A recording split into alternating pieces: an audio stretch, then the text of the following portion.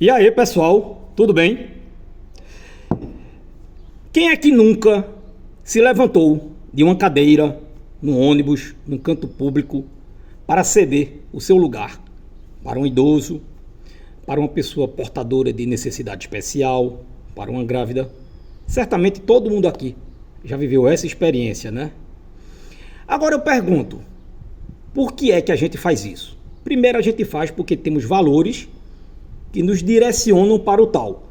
E também porque o nosso sentido, a nossa visão, a nossa audição, consegue perceber a necessidade daquele próximo. E por que a gente não faz a mesma coisa com as pessoas que a gente convive, que a gente gosta, na seara subjetiva das emoções, dos sentimentos, das personalidades e dos temperamentos?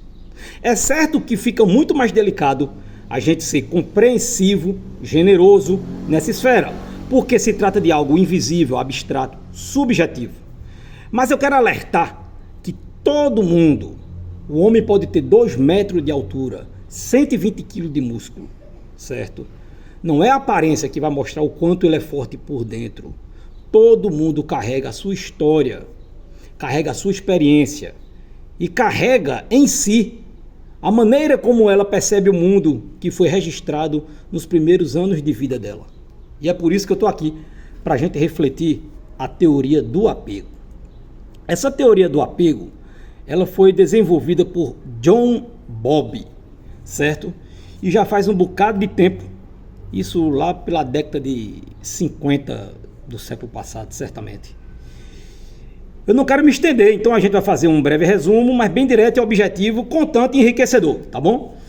A teoria do apego vai dizer o seguinte, que os primeiros anos de vida da criança vão ser fundamentais para a maneira como a gente vai perceber o mundo. Há quem diga, inclusive, que a partir daí é tudo copia e cola, é repetição do mesmo.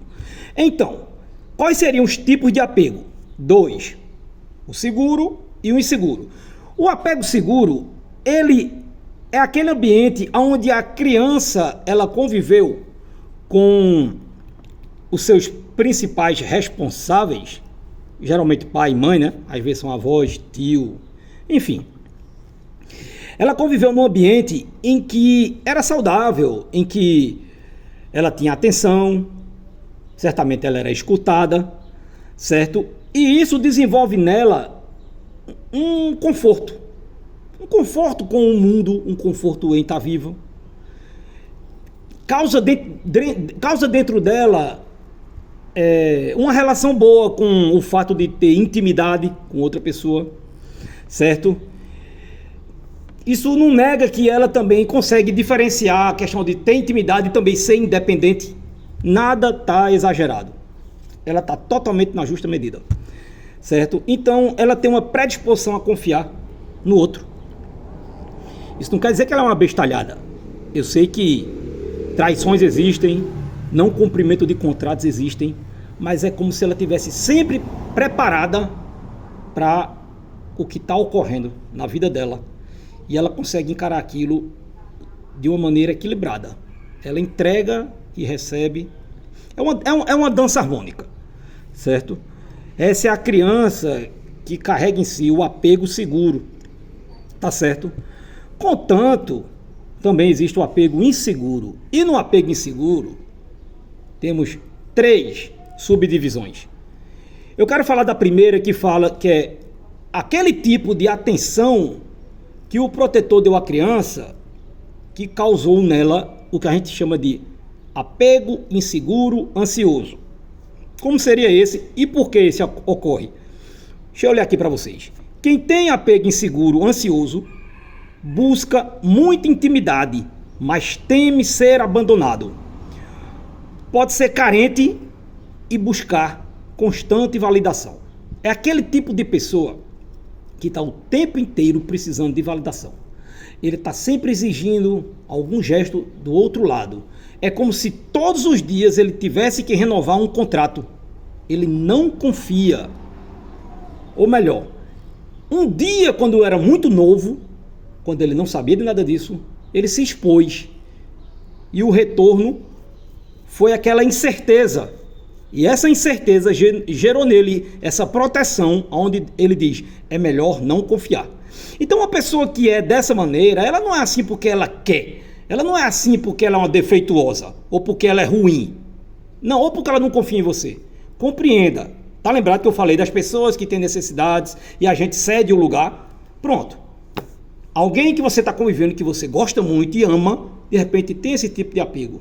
Se você pudesse ver o invisível, você perceberia que ela é assim, porque lá no início da vida dela, o mundo foi apresentado para ela dessa maneira, certo? E você vai fazer o quê? Apedrejá-la? Quebrar braço com ela? Não, adquira conhecimento. E tenha essa generosidade intelectual de até pelo lado racional mesmo, entendê-la e participar da vida dela com compreensão, com diálogo e quem sabe reprogramando a mente dela para que esse apego inseguro dela pelo menos diminua no seu grau de intensidade. O segundo é o apego inseguro evitativo. Esse geralmente é quando a pessoa, ela quando era pequenininha, ela teve diversas vezes a necessidade de dar atenção, ela estava com dor, ela estava com frio, ela estava com medo, pouco importa. Ela chorou muito e ela não teve a atenção. Isso perdurou por meses e os primeiros anos de vida dela, ao ponto dela descobrir que não vale a pena. É aquele tipo de criação que a gente quer dialogar com o pai e a mãe ou com o responsável, mas a gente não tem voz. É como se a gente estivesse falando e ninguém escutasse, certo? Não ecoa o que sai de nossa boca. E a gente começa a entender que pouco importa o que eu penso, pouco importa o que eu falo.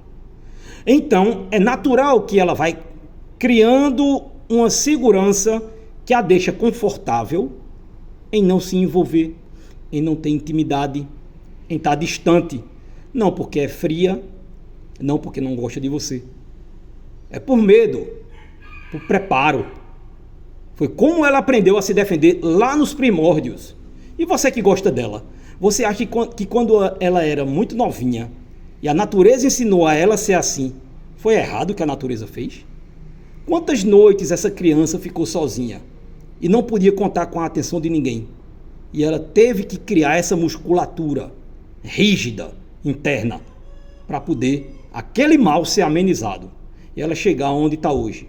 Se a gente pudesse observar isso, como quem entrega a cadeira para a gestante ou para o idoso, será que você também não deve entregar a cadeira para essa pessoa no cenário abstrato da vida e ter compreensão e através da intelectualidade, do conhecimento e de uma boa terapia ao lado de quem, como você reflete as coisas, dá as mãos a essa pessoa e em vez de julgá-la e condená-la ao resto da vida que ela é assim, como se fosse um pau que nasce torto e morre torto, entendesse, até orientasse que ela pode ir amenizando também o dano que esse apego evitativo causa na vida dela.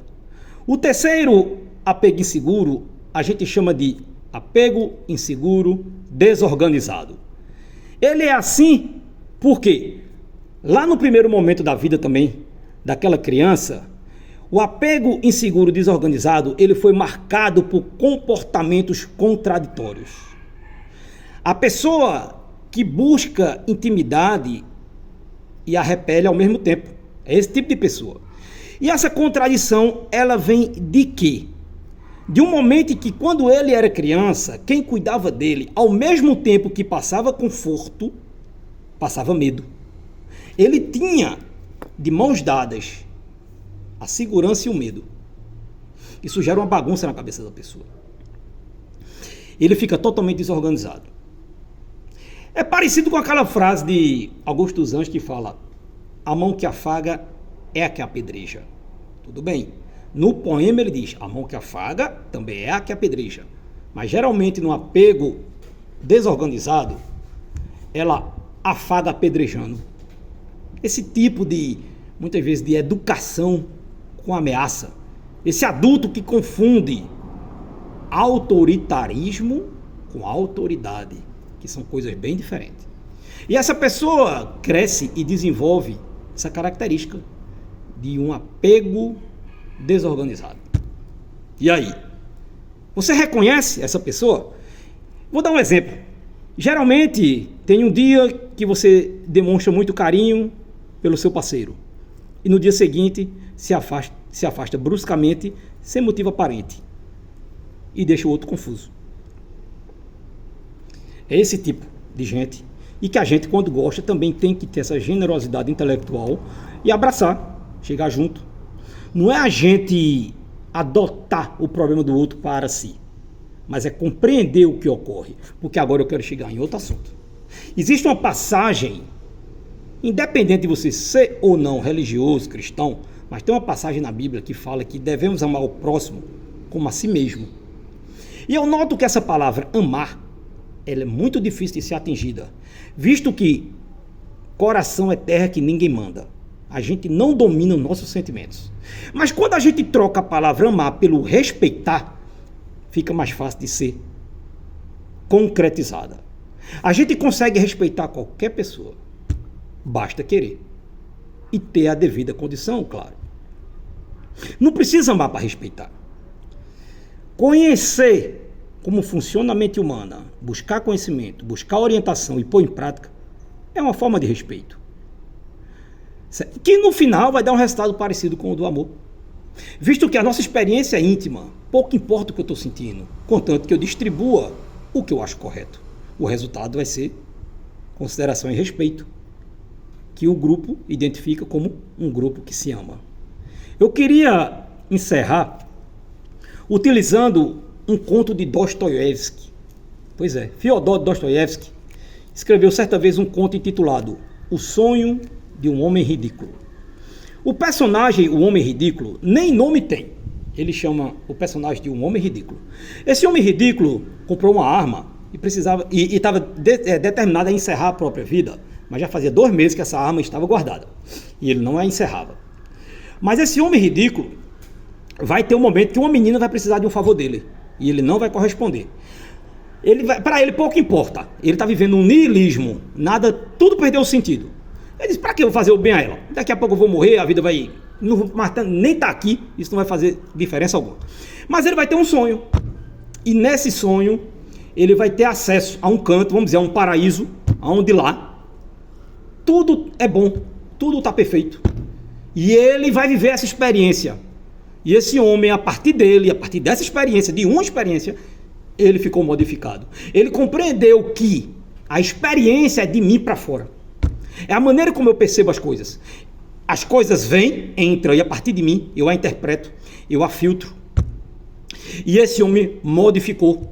Dostoiévski, ele era um existencialista, feito Kierkegaard. Se você pegar as obras dele, você vai ver que vai ter sempre uma modificação, uma evolução interna, humana. Ele foi considerado talvez o maior psicólogo sem nunca ter sido um psicólogo. Ele é um homem que os personagens dele, ele realmente respeita a natureza humana. E o que eu quero dizer com isso é o seguinte, que esse homem teve uma breve experiência e isso foi suficiente para modificar a vida dele. Então eu te convido para ficar atento.